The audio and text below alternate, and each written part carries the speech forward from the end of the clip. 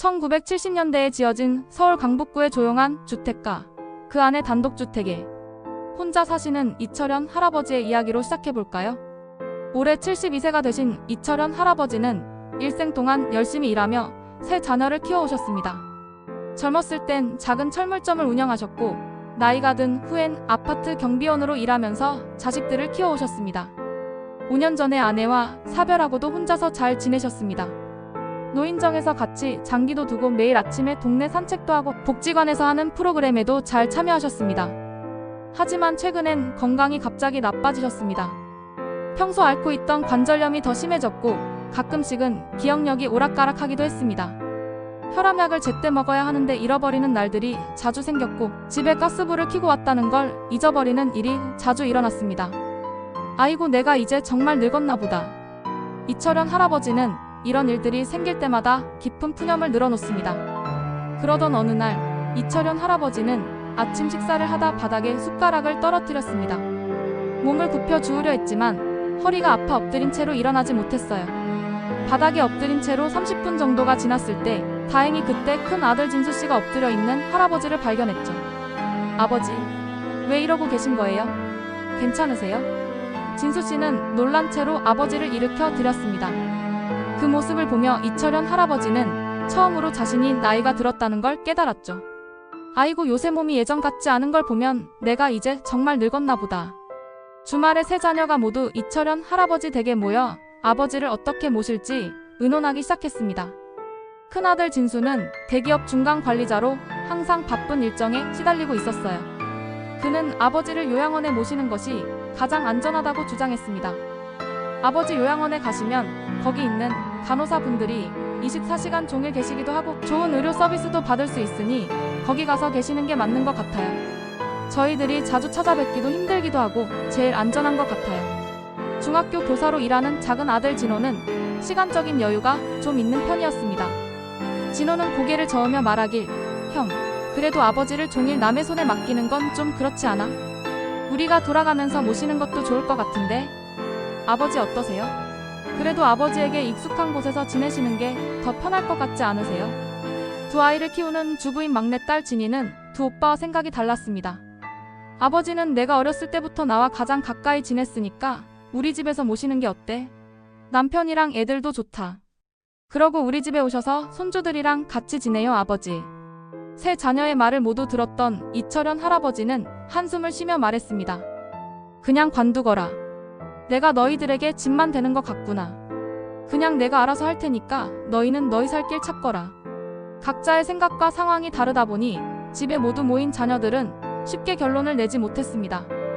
큰 아들 진수는 아버지의 안전을, 작은 아들 진호는 가족 간의 정을, 막내딸 진이는 손주들과의 관계를 중요하게 생각했습니다. 서로의 의견이 합쳐지지 못하던 이때 큰며느리인 수정씨가 말했습니다. 지금 여기에서 이러려고 모인 건가요? 제일 먼저 아버님의 마음을 생각해보는 건 어때요? 수정씨의 말에 세 자녀들은 할 말이 없었습니다. 진수가 말했습니다. 얘기하다 보니 너무 각자 생각만 한 것 같네. 아버지 죄송해요. 그래요, 아버지. 아버지의 생각은 어떠세요? 잠시 생각에 잠겼던 이철현 할아버지는 이내 말하기 시작합니다. 글쎄, 나는 집이 가장 편하지. 50년 동안 살기도 했고 그래서 그런지 떠나기가 쉽지 않구나. 한편으론 너희 생활에 방해가 되는 것 같아서 그것도 걱정이구나. 요양원은 친구들 얘기 들어보니 적응하기 힘들다 그러고 혼자 다치면 또 그거대로 곤란하고. 작은 아들 진호가 말했습니다. 아버지, 그럼 일단 집에서 지내시고요. 저희가 돌아가면서 아버지를 찾아뵐게요. 그리고 방문 요양 서비스나 주간 보호센터도 다녀보세요. 일단 해보시고 이래도 힘들면 그때 다시 논의해봐요. 어떠세요, 아버지? 진이도 이에 맞장구를 쳤습니다. 그래요. 일단 상황을 보면서 천천히 의논해보는 것도 좋을 것 같아요. 게다가 제가 제일 가까이서 사니까 자주 들르면 되잖아요. 또 아이들도 할아버지 보는 거 좋아하니까요. 진수도 거들었습니다. 좋은 생각 같아요, 아버지. 무슨 일 있으면 바로 연락되도록 제가 응급호출 시스템 설치해드리고 갈게요. 그리고 매주 주말마다 집에 들렀다가 갈게요. 눈시울이 붉어진 채 이철현 할아버지가 말했습니다. 얘들아, 고맙다. 너희가 아버지를 이렇게 생각해주니 참 좋구나. 너희들 덕택에 힘내서 살 수 있을 것 같아. 이철현 할아버지와 자녀들은 긴 의논 끝에 합의점을 찾아냈습니다. 이철현 할아버지는 당분간 자택에서 지내며 평일에는 주간보호센터에 가 있기로 했고 방문 요양 서비스도 받기로 했습니다. 자녀들은 주말마다 돌아가면서 할아버지를 돌보기로 했습니다. 그리고 아버지의 상태를 확인하며 계획을 조정하기로 했습니다. 이렇게 결정한 이후 이철현 할아버지 가족의 일상이 점점 변화되었습니다. 큰 아들 진수는 회사 일정이 바쁜 가운데도 주말마다 아버지를 찾아뵈었습니다. 처음엔 어색함이 감돌았지만 시간이 지나면서 아버지와 대화하는 시간이 즐거워졌습니다. 진수는 회사에서 생기는 고민들을 말하기도 하고 아버지에게 조언을 구하기도 했습니다. 작은 아들 진호는 아버지 댁에 종종 들러서 아버지와 함께 저녁 식사를 하기도 했습니다.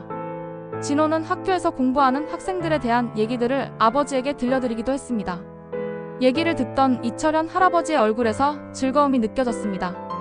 막내딸 진이는 아이들을 데려와 할아버지 댁에 인사를 시켰습니다.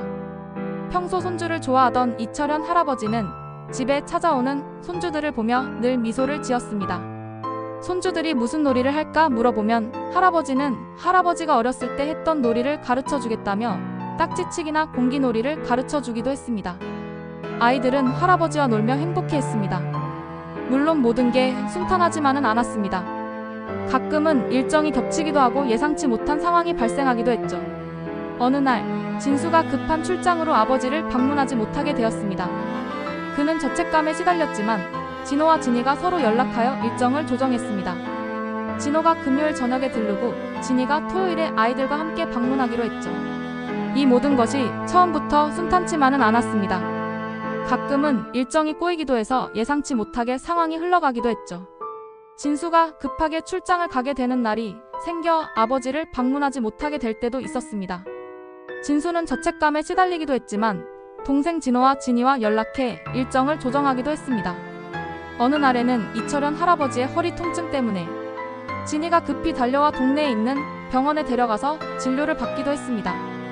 다행스럽게도 큰 문제는 아니었습니다. 그러나 이 일 때문에 가족들은 다시 모여 응급 상황에 대한 대비책을 더 견고히 세워나갔습니다.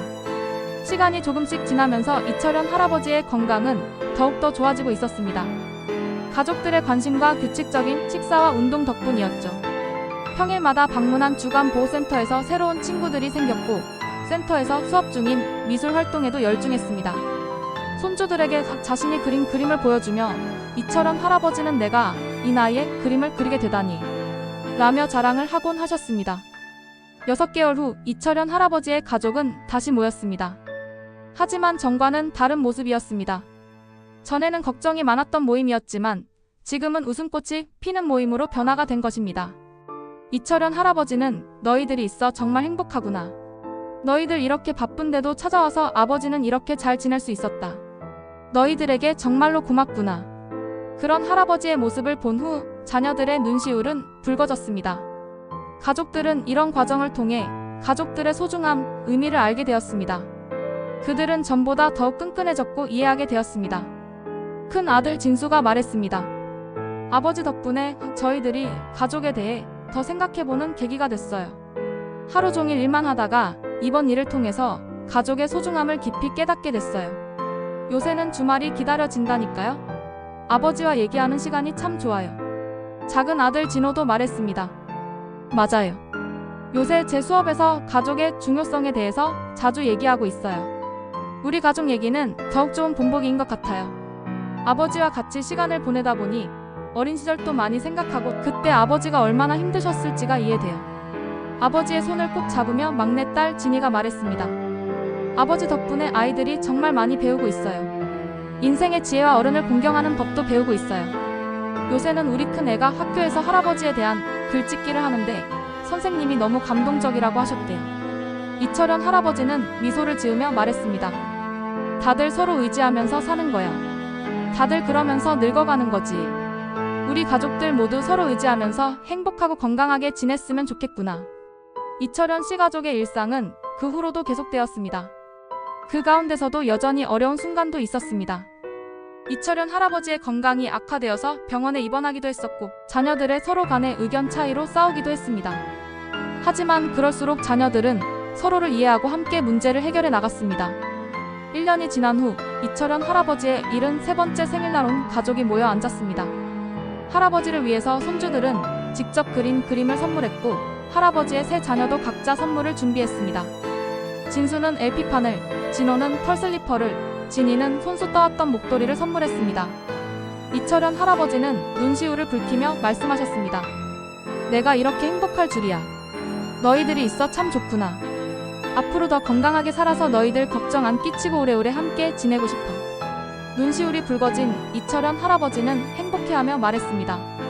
살면서 이렇게 행복한 순간은 오랜만이구나. 너희들이 있어서 정말 좋다. 더 건강해져서 너희들과 오래 지내고 싶구나. 그날 밤 모두가 돌아간 후 이철현 할아버지는 혼자 앉아 옛 사진첩을 펼쳐보셨습니다.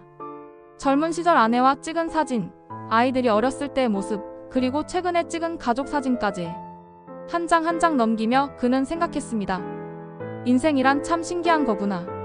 힘들 때도 있었지만 지금 이 순간이 있으니 모든 게 다 값진 거야. 자녀들이 모두 돌아간 후 이철현 할아버지는 옛 사진첩을 꺼내서 펼쳐봤습니다. 젊었을 시절의 사진들과 자녀들이 어렸을 때 같이 찍었었던 사진, 그리고 최근에 찍었던 가족 사진까지 한 장 한 장 살펴보면서 인생에서 힘든 순간도 있지만 그런 순간도 있기에 인생이란 참 값진 것이구나. 참 신기해. 라고 생각했습니다. 노인 돌봄 문제가 심각해지고 있는 요즘 가족 구조의 변화와 맞벌이 부부의 증가, 핵가족화, 개인주의적 가치관을 중시하는 일이 많아지며 전통적인 가족 돌봄이 어려워지고 있는 것 같습니다. 하지만 이철현 할아버지의 사례를 봤듯이 가족 간의 배려와 노력이 있다면 좋은 해결책을 찾을 수 있지 않을까 생각해봅니다. 모든 가정이 이철현 할아버지 가족처럼 할 수는 없겠지만 가족 간에 이해하고 존중하는 마음을 가지는 것이 중요하다고 느껴지는 요즘입니다. 노인 돌봄은 육체적인 돌봄만 있는 것이 아닙니다. 가족 간의 정서적 유대와 이해, 소통이 있어야 진정한 돌봄이라 할 수 있겠습니다. 여러분 가정은 어떠세요? 만약 비슷한 고민이 있으시다면 가족들이 모두 모여 대화를 나눠보시는 건 어떠세요? 대화하면서 서로의 마음을 이해하고 존중하며 해결책을 찾을 수 있으실 거예요. 가족들이 서로 배려하는 마음을 가진다면 많은 어려움들을 같이 해결해 나갈 수 있지 않을까요? 고령화 문제로 앞으로 돌봄 문제는 앞으로 더 중요해질 것입니다. 가족과 개인의 도움뿐만 아니라 사회적으로도 노인 돌봄 문제에 대해서 고민하고 해결해 나가야 할 것입니다. 모든 노인분들이 행복하게 나이 들 수 있는 사회를 만들어 나가는 것이 중요하다고 생각합니다. 이철현 할아버지 이야기가 여러분들의 마음속에 희망과 위로가 되었기를 진심으로 바랍니다. 우리 모두가 이철현 할아버지의 삶처럼 행복하고 따뜻한 노년을 맞이할 수 있었으면 좋겠습니다. 여러분의 가족 모두의 삶이 따뜻하고 즐거웠으면 좋겠습니다. 구독과 좋아요는 영상을 만드는데 큰 도움이 됩니다. 앞으로 좋은 사연과 이야기로 여러분들을 찾아뵙겠습니다. 감사합니다.